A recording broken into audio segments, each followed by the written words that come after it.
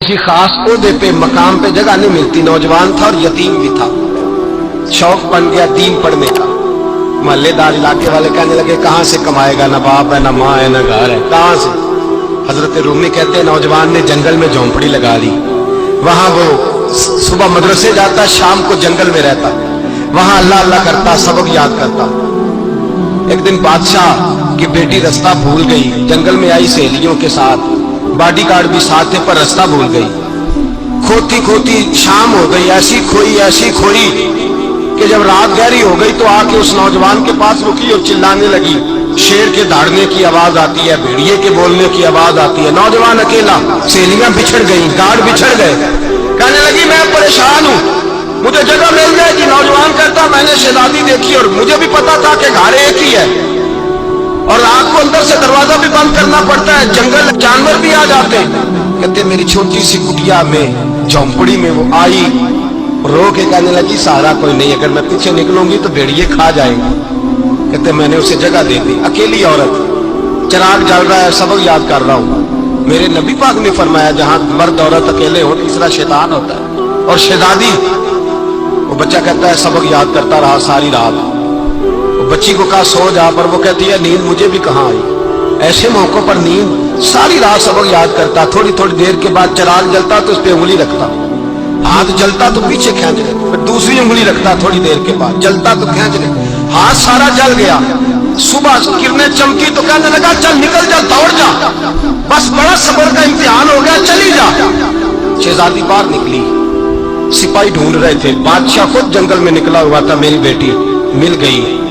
बादशाह तन्हाई में जाके कहने लगा बेटा मैं दुनिया को बताऊंगा कि मेरी बेटी खोई नहीं थी, सिपाही साथ ही थे। ये बड़ा मुश्किल होता है, बेटी तो भूल के भी रात कहीं रह पड़े तो लोग जीने नहीं देते, तो बेटा मुश्किल हो जाएगा मेरे लिए। कहाँ थी? उसने कहा नेक नौजवान के पास। उसने कहा बेटा मैं तो तेरी बात मानूंगा पर दुनिया नहीं मानेगी। अगर उस नौजवान ने किसी को बता दिया कि तू उसके पास थी तो फिर लोग मेरा जीना मुहाल कर देंगे। बेटा मैं मर जाऊंगा, मेरी मजबूरी ये है कि वो कहीं राज ना उगल दे वो नौजवान, उसे कत्ल करना पड़ेगा।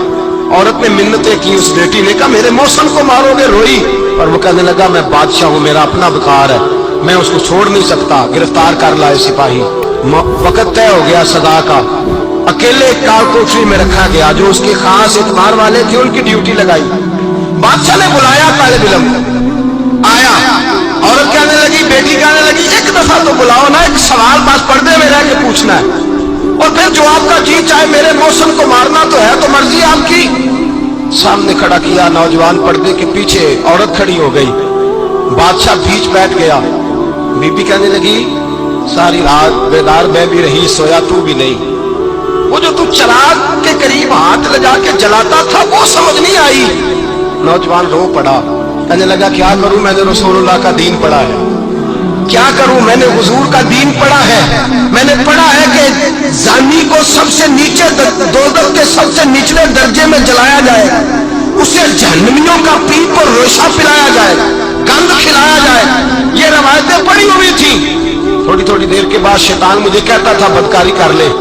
मैं अपना हाथ उसी वक्त जब शैतान मशवरा देता तो मैं आग पे करता। मैं कहता अगर ये बर्दाश्त हो गई तो वो भी हो जाएगी।